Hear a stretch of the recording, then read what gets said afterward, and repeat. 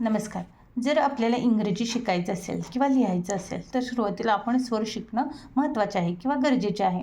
तर आज आपण मराठी स्वर यांना इंग्रजीमध्ये कोणते अक्षर आहे किंवा काय उच्चार आहे ते आपण शिकणार आहोत.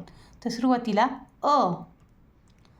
ला ए, नंतर आ असेल तर डबल ए.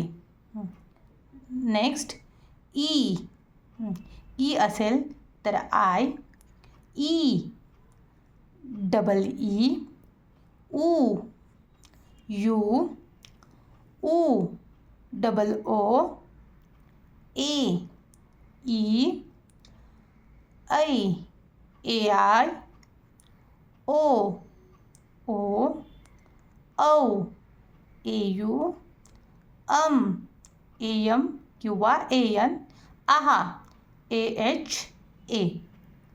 तर आलं लक्षात. तर आज आपण मराठी स्वर शिकलेला आहोत की मराठी स्वरांना इंग्रजीमध्ये कोणतं अक्षर आहे किंवा कोणता उच्चार येईल ते आपण आज शिकलेलो आहोत. तर पुढच्या भागामध्ये आपण मराठी व्यंजनं आणि त्यांचे इंग्लिशमध्ये कोणतं अक्षर आहे ते शिकणार आहोत. हे जर समजलं असेल तर या व्हिडिओला लाईक करा, सबस्क्राईब करा, शेअर करा. धन्यवाद.